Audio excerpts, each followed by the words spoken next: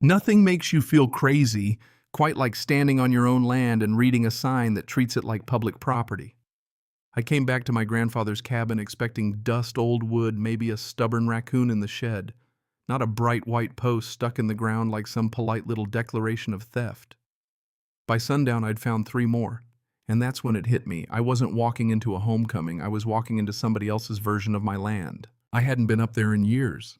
Same gravel road, same last hard climb before the ridge opened up, same pines leaning in on both sides like they were keeping old secrets. For a minute it felt untouched. You know how a place can do that. Trick you into thinking time waited for you. Then I saw that first marker near the tree line, fresh paint, clean edges, some number stamped into the metal, and the feeling just died right there. The cabin was still standing, weathered but solid.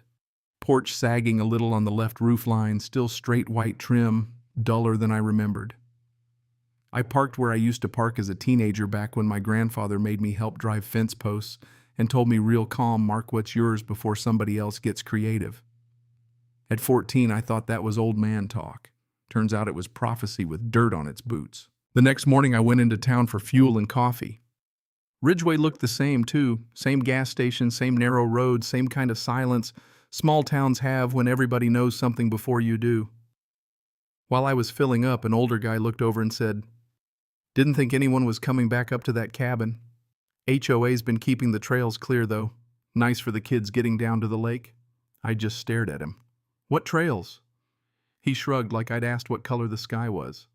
"The old access cuts. Folks use them all the time." That was the moment the ground shifted under me, and not because the land had changed, because people's memory of it had. So I started walking, camera in one hand, notebook in the other.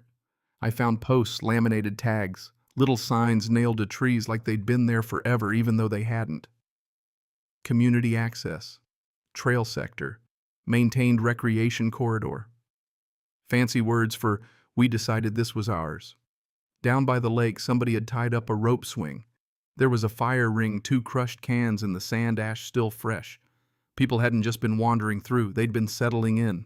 That night I opened the fireproof box I'd brought from home and laid everything out on the kitchen table. Deed plat maps, old survey copies, tax records, the whole paper trail. The deed was clean, every parcel numbered, every boundary exact, no easements, no shared use, no community, anything. Ridgeway's HOA line stopped well short of my driveway. Legally, they had no more right to that land than they had to my truck. A couple days later, Karen showed up. She stepped out of a white SUV with a clipboard and that tight, efficient smile people use when they're about to be unreasonable in a very organized way. Late 50s, maybe neat clothes, controlled voice, not a hair out of place. "Hi there," she said, like we were neighbors borrowing sugar. "I'm Karen, board president for Ridgeway." I stayed on the porch. She started talking about shared use areas, historical access, community upkeep, all that soft language people use when they don't have law on their side and are hoping politeness will do the heavy lifting. I told her this is an HOA property. She smiled wider, which somehow made it worse. "Of course, you're adjacent, but there's been informal community use along the back sections for years. We just like to keep everyone aligned." Aligned. That word sat in my stomach like a rock. She handed me a packet. Inside was a pretty little map with shaded green zones stretching right across my land, my ridge, my meadow, my dock, all relabeled like she was narrating reality into existence. Lakeside access corridor, southern recreation path. It was fiction printed in color. And I knew right then what they'd been doing. They weren't trying to take the land all at once. They were trying to make people forget it had ever belonged to one person in the first place. The county clerk confirmed it without meaning to. When I went in for full parcel records, she printed the map, tapped my land, then gave me this look that said she'd seen this movie before. "They usually stop by after probate clears," she said. "They try." That was the word she used. Try. Not claim, not own, not govern. Try. So I dug harder. I pulled Ridgeway filings going back years. Meeting minutes, draft plats, newsletters, bylaw amendments, proposed corridor maps, all of it. And buried in that pile was the twist that changed everything, an old 2003 draft for something called a Southern Green Corridor extension. It ran straight through my parcels. No signatures, no stamp, no approval, just a penciled note in the margin, never went through title conflict. That little note was gold. It meant they knew. Karen knew, or at least the board knew, long before I came back, that they had never gotten legal access. They'd tried. They failed. Then they switched tactics and started printing the lie until it looked familiar. That explained the signs, the pamphlets, the newsletters, the careful wording in their letters, asking me to clarify ongoing permissions as if I owed them confirmation on rights they never had. They were building a paper fog, hoping I'd either play along or stay quiet long enough for custom to start sounding like authority. And for a while I stayed quiet, not because I was weak, because I was counting. Every post got photographed. Every sign got logged. Every email got printed. Every weird little assumption somebody repeated in town went in the binder. I even found one of my grandfather's old notes from years earlier. Karen stopped by again, asked about public trail markers, told her same as last year, no access. I laughed when I found that, and it wasn't a happy laugh. This woman had been running the same scam for years, just dressed up in nicer stationery. Then summer hit, and with it came the part that really got under my skin. Flyers started showing up in town for a lakeside gathering, music, blankets, fire ring, bring the family. The tiny map in the corner labeled my parcel as a community area. Community area. I stood there staring at that corkboard in the market thinking, you have got to be kidding me. That evening I stayed back in the trees and watched 40 people set up chairs near my dock like they'd booked a public park. Kids running around lanterns, hanging somebody stacking wood into the fire ring, Karen moving through the crowd with her clipboard like a cruise director of trespassing. Nobody knocked on my door. Nobody asked permission. Why would they? She'd already handed them the story they wanted. I took pictures, logged plates, wrote down the time. And that's where I learned something ugly. Something I wish I'd learned. Younger people can do a lot of wrong without ever feeling wrong as long as it's wrapped in routine. Put a clipboard in somebody's hand, call it a tradition, repeat it enough times, and suddenly theft starts wearing khakis and using the word community. About a week later, Rob, one of the newer board members, reached out and asked if he could walk the boundary with me. I almost said no. Glad I didn't. For 2 hours, we walked the ridge, the creek line, the fence, the old pins sunk in the ground decades before. I showed him where signs had been nailed into my trees. Showed him the filed maps, the old surveys, my grandfather's notes. He got quieter the longer we walked. At one point he said, "A lot of people probably just assumed." I told him, "Yeah, an assumption is how this whole mess got fed." 3 days later, Ridgeway sent out a message telling members all jurisdiction questions had to go through official channels only. That told me all I needed to know. Rob had seen enough to make them nervous. So I brought in Carlson, the surveyor who'd worked with my grandfather years back. Same calm guy, same no-nonsense way about him. He came out with modern equipment and old-school certainty, and for 3 days, we re-verified every boundary, every pin, every coordinate from 21A through 21F. When the final certification came through, it was clean and brutal, no easements, no recorded shared use, no access rights, no ambiguity.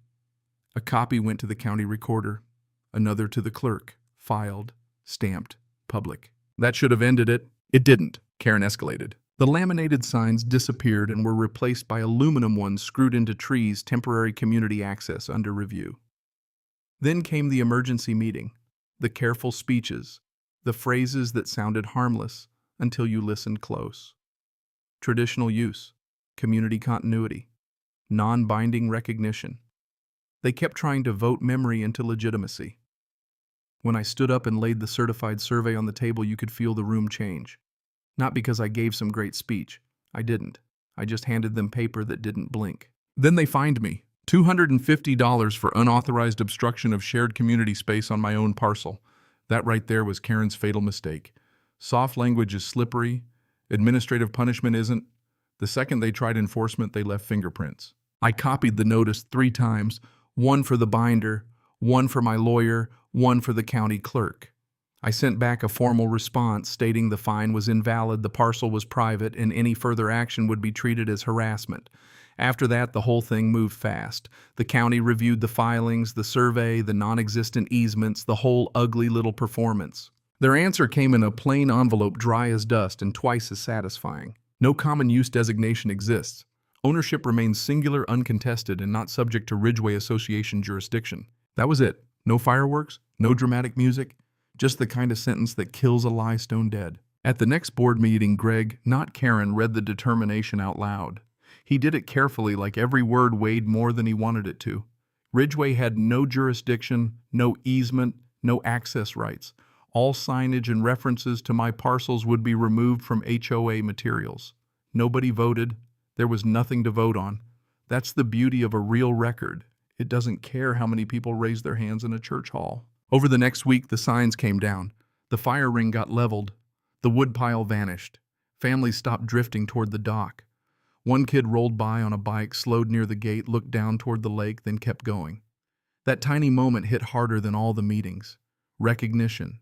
Not fear, not drama, just understanding. Then came my favorite piece of karma. Buried in the board minutes, one plain line: the president's seat was vacant, nominations open. That was it. 7 years of control reduced to one procedural shrug. No grand farewell, no defense, no apology. Karen didn't explain herself because people like that almost never do. They don't really believe they were wrong. They just lose the room. A month later, the new board president sent out a short notice saying they would not assume authority beyond recorded boundaries. Real simple. Real boring. Which, funny enough, is exactly what my grandfather had told me to keep the land. And that's the lesson I carried out of all this. Not some big speech about justice, just one hard truth. If you leave a line undefended long enough, someone will start calling their footsteps a tradition. Habit becomes a memory, memory becomes entitlement, and entitlement, if nobody checks it, starts dressing itself up as law. The world is full of people who will smile while they test what you're too tired to protect. A few mornings later, I walked the ridge just after sunrise. No signs, no chairs, no tire tracks. The grass had grown back over the cut trail. The dock creaked the same way it did when I was a kid. The lake looked flat and quiet and innocent, like none of this had ever happened. That was the best part. The land hadn't changed. Only the lie had been removed. So tell me this. When somebody keeps crossing a line with a smile and a stack of paperwork, when does community turn into theft? And if you've ever dealt with neighbors in HOA or anyone else trying to claim more than they had a right to, I'd love to hear how you handled it and whether you think I was protecting what was mine or just giving karma a ride to the county office.